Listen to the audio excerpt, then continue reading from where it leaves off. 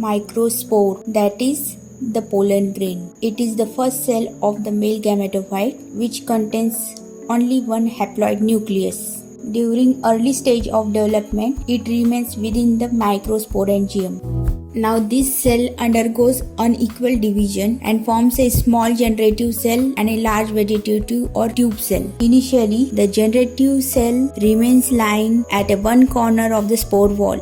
Within short time, it gets separated and become ellipsoid or fusiform in shape and remains suspended in the cytoplasm of the vegetative cell. Two cells staged means vegetative cell and generative cell.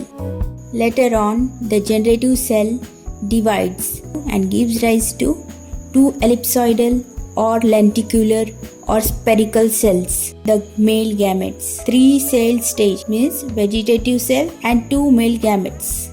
Whenever this pollen grain reaches to stigma, it absorbs the sticky fluid of the stigma and through the germ pore the pollen tube comes out.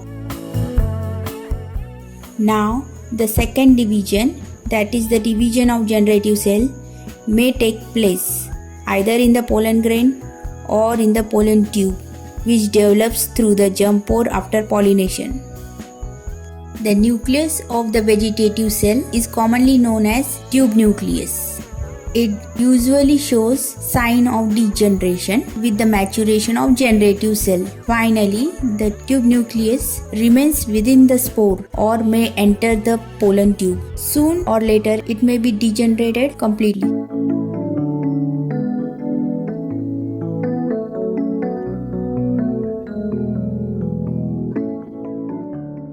The tube nucleus controls the growth of the pollen tube as it grows down to the style and into the ovary of a flower. Eventually, it penetrates the microfile of an ovule and releases its 2 sperm and 8 nucleate embryo sac. During double fertilization, one sperm fuses with the egg nucleus to form a zygote.